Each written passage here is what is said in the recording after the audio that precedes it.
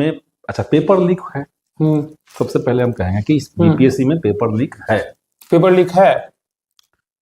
12 से 2 की परीक्षा है और 1 बजे से पहले अगर सोशल मीडिया पे पेपर चला गया, हम नहीं करेंगे पहले से चला गया, बीच में ही चला गया, आप किसी आरोपी को वहां चेयरमैन नहीं बना सकते हैं। और अभी जो चेयरमैन हैं रवि भाई परमार, तो इनके ऊपर सीरियस एलिगेशन है। एक भी स्टेक होल्डर्स यानी छात्रों को नहीं बुलाया। स्टेक होल्डर्स जो थे उनको लाठियां मिली और प्राइवेट कोचिंग को लेटर देकर के बीपीएससी ने बुलाया अपने ऑफिस में और वहां बैठ करके फैसला लिया कि परीक्षा का पैटर्न क्या होगा, परीक्षा में नॉर्मलाइजेशन नहीं होगा। और फिर बाद में उसको आयोग के पास, आयोग को ये उचित लगता है कि आप प्राइवेट कोचिंग को अपने ऑफिस में बैठा करके बात करें। बीपीएससी परीक्षा आयोजित माने इस तरह की परीक्षा आयोजित करवाने वाला जो सरकारी संस्थान है उसको किसी प्राइवेट कोचिंग को। अभी अब बीपीएससी छात्रों के लिए भी कंटिन्यू आवाज उठा रहे हैं। लगभग हमको लगता है 1.5 महीना हो गया होगा, 3 बार लाठी चार्ज किया गया है बच्चों पे, 5, 6, 25, 29। अभी तक उसका अभी रिजल्ट भी आउट हो गया है। अभी तक किसी भी तरीके का कोई ये सूचना नहीं हुआ है कि हाँ री एग्जाम होगा। देखिए बीपीएससी में जो अभ्यर्थी बात कह रहे हैं, जो हम लोग समझे हैं, उसके लिहाज से तो ये हर हाल में रद्द होना चाहिए था परीक्षा, हर हाल में रद्द होना चाहिए था। इसमें इतने तरह के लूपहॉल्स हैं, इतने मल्टी लेयर्स इसमें गड़बड़ियां हैं कि इस तरह से आप किसी परीक्षा को करवा लीजिएगा तो उस परीक्षा के माध्यम से चूंकि आपको अधिकारी नियुक्त करना है तो आप फेयर तरीके से बहाली कर ही नहीं पाएंगे।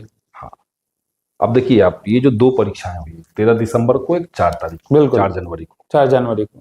13 दिसंबर की जो परीक्षा हुई उससे 6% लोग सफल किए, मात्र 6%। और 4 जनवरी को जो परीक्षा है उससे 20% लोग सफल कर गए, पास किए।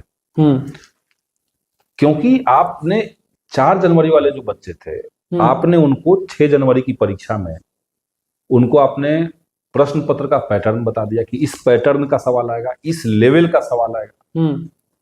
तो परीक्षा में 2 ही चीजें होती हैं, एक तो पैटर्न और दूसरा लेवल। तो आपने उनको बता दिया, 20 दिन उन्हें समय मिल गया, उनको 20 दिन। हाँ, बिल्कुल। अब उसी पैटर्न की पढ़ाई उन्होंने ज्यादा बेहतर तरीके से की। तो ये तो कहीं ना कहीं जो बाकी अभ्यर्थी है उनके साथ नाइंसाफी हुआ, ये अनबैलेंस हो गया। बिल्कुल असमानता है। बिल्कुल। यहाँ से 20% बच्चे सफल कर रहे हैं और यहाँ से सरकार ने कहा कि एक सेंटर तो गड़बड़ी हुआ है, लेकिन बापू परीक्षा परिसर को एक सेंटर नहीं था। इसी सरकार को उसको 22 सेंटर्स में डिवाइड करना पड़ा जब दोबारा से परीक्षा आपने 4 तारीख को लिया। बिल्कुल। तो ये 22 सेंटर था। क्या किसी परीक्षा में 22 सेंटरों के अंदर अगर गड़बड़ी हो जाए तो उसको आप कोई आयोग इतनी बेशर्मी कर सकता है कि उस पूरी परीक्षा को रद्द ना करे? आपने 22 सेंटर की परीक्षा में गड़बड़ी की है। 12 से 13,000 कैपेसिटी था वहां। तब इतना ही नहीं हुआ, उस परीक्षा में, परीक्षा से पहले बापू परीक्षा परिसर में एक प्राइवेट कोचिंग को परमिशन दिया गया कि आप वहां अपना टेस्ट सीरीज आयोजित करवा सकते हैं। प्राइवेट कोचिंग को दिया गया। अब प्राइवेट कोचिंग वहां जाकर के जो टेस्ट सीरीज चलाया, उस टेस्ट सीरीज से बीपीएससी का जो प्रश्न है 30 प्रश्न मैच कर रहा है, हूबहू। अच्छा, यहां तक कि कुछ में तो विकल्प भी वैसे ही मैच कर रहा है। ये संयोग तो नहीं हो सकता है। फिर ये प्राइवेट संस्था वाला इसमें कुछ हेरफेर किए हैं क्या? अब ये तो यही तो छात्र कह रहे हैं। 30 प्रश्नों का मिल जाना किसी कोचिंग के टेस्ट सीरीज से, ये क्या दिखा रहा है? एग्जाम होने से पहले टेस्ट सीरीज उसने पहले लिया, उसके बाद एग्जाम हुआ, एग्जाम में मिलाया गया तो उसका 30 प्रश्न यहाँ पे। अच्छा, ये बीपीएससी जो है, बीपीएससी देखिए एक संवैधानिक संस्थान है। सरकार भी कहती है कि ये स्वायत्त है, हम इसमें क्या कर सकते हैं। तो कोई स्वायत्त संवैधानिक संस्थान का जो चेयरमैन बनेगा, जो अध्यक्ष बनेगा, उसको नीट एंड क्लीन रहना पड़ेगा। आप किसी आरोपी को वहां चेयरमैन नहीं बना सकते हैं। और अभी जो चेयरमैन हैं रवि भाई परमार, तो इनके ऊपर सीरियस एलिगेशन है। दलित विकास मिशन जो है उसके तहत भ्रष्टाचार का सीरियस आरोप के तहत इनके ऊपर चार्जशीटेड है। तो जो व्यक्ति एक पहले से आरोप झेल रहा है, उसको अब बीपीएससी का चेयरमैन कैसे बना रहे हैं? ये सरकार का कौन सा पॉलिसी है? चेयरमैन बन रहे हैं 15 मार्च 2024 को, और जो पहले जिस पद पर थे वहां से इनको वीआरएस मिला 16 तारीख को। आप पहले ही चेयरमैन बन गए, बाद में आपको वीआरएस मिल रहा है। तो ये मतलब ये जंगलराज नहीं तो क्या है? तो एक तो चेयरमैन की नियुक्ति गलत है। चेयरमैन जो पॉलिसी ले रहे हैं, जैसे आप एग्जांपल के लिए समझिए, पहले राउंड में जो लाठी चार्ज हुआ था, बच्चे मांग कर रहे थे कि नॉर्मलाइजेशन नहीं होना चाहिए। नॉर्मलाइजेशन नहीं होना चाहिए, बिल्कुल। अब देखिए, बीपीएससी आयोग है, अगर कोई फैसला आयोग को लेना है तो किससे बात करके लेगी? इससे पहले का जो पैटर्न था कि आप सर्वे करा लीजिए वेबसाइट पे डाल करके कि भाई अभ्यर्थी जो है वो डाल दें कि हम ये चाहते हैं या ये चाहते हैं। जिसके पक्ष में ज्यादा लोग हुए, जिसका तर्क ज्यादा अच्छा हुआ, उसको आप पालन किए। इस बार चेयरमैन ने जो किया, इन्होंने एक भी स्टेक होल्डर्स यानी छात्रों को नहीं बुलाया। स्टेक होल्डर्स जो थे उनको लाठियां मिली, और प्राइवेट कोचिंग को लेटर देकर के बीपीएससी ने बुलाया अपने ऑफिस में, और वहां बैठ करके फैसला लिया कि परीक्षा का पैटर्न क्या होगा, परीक्षा में नॉर्मलाइजेशन नहीं होगा, और फिर बाद में उसको अनाउंस किया।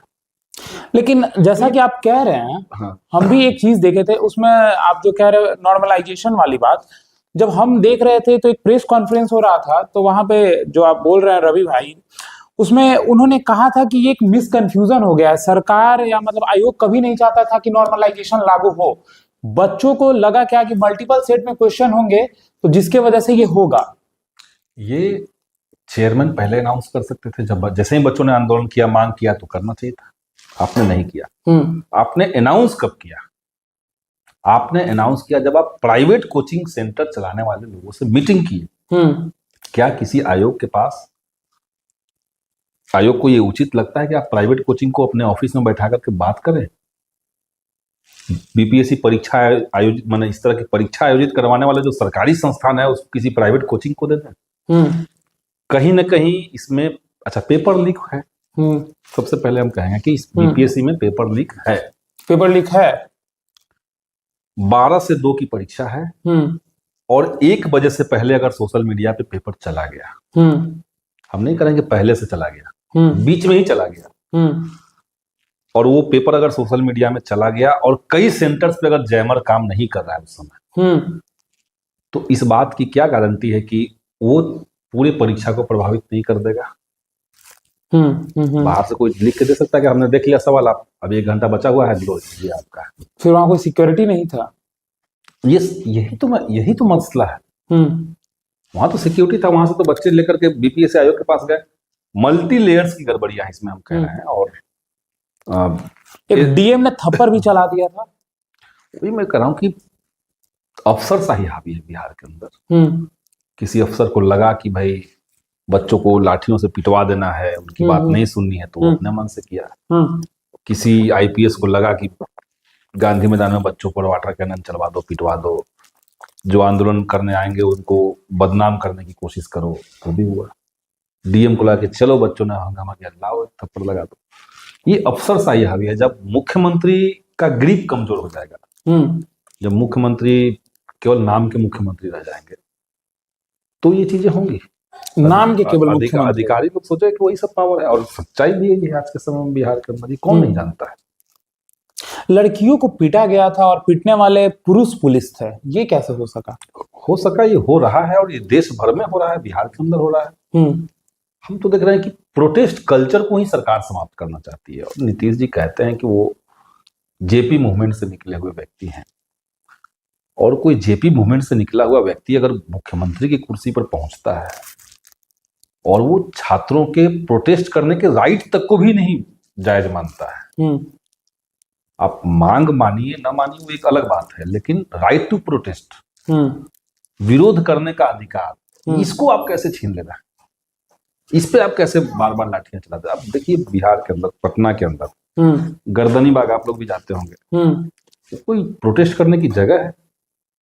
सरकार ने उसको पिंजरा बना दिया है, चारों तरफ से जाल से घेर दीजिए, कोई जाएगा नहीं, कोई आएगा नहीं। सरकार की तरफ से एक अधिकारी नहीं होगा कि वो लोगों से कम ज्ञापन ले ले, एक्नॉलेजमेंट ले ले कि भाई हमने आपकी बात ले ली, इसको पहुंचा देंगे हम वहां तक। इसके लिए भी कोई इंतजाम नहीं। कह सकते हैं कि आवाज उठाइए लाठी खाइए। आवाज उठाइए, कोई सुनेगा नहीं, क्योंकि मुख्यमंत्री नहीं सुने तो कोई नहीं सुनेगा। मुख्यमंत्री नहीं, अधिकांश फैसले ऐसे होते हैं जो मुख्यमंत्री के बगैर संभव नहीं है। मुख्यमंत्री एक दिन कह भी रहे थे, रिपोर्टरों ने जब पूछा कि लाठी चार्ज पे, तो वो कह रहे थे कि हमको तो पता ही नहीं है कि लाठी चार्ज हुआ है। पता उनको रहेगा, कहाँ से पता रहेगा? तो फिर मुखिया बिहार के, उनको बीपीएससी में चल रहा है सब गड़बड़ी, उनको यही नहीं पता होगा। काहे? अब यही तो विडंबना है। अच्छा, यही तो बिहार के साथ विडंबना है कि यहाँ पे एनडीए जो है वो किसी तरीके से शासन में बना रहना चाहती है। अच्छा, चलाने में सक्षम ना हो तब भी शासन में बने रहना, शासन में बने रहना है।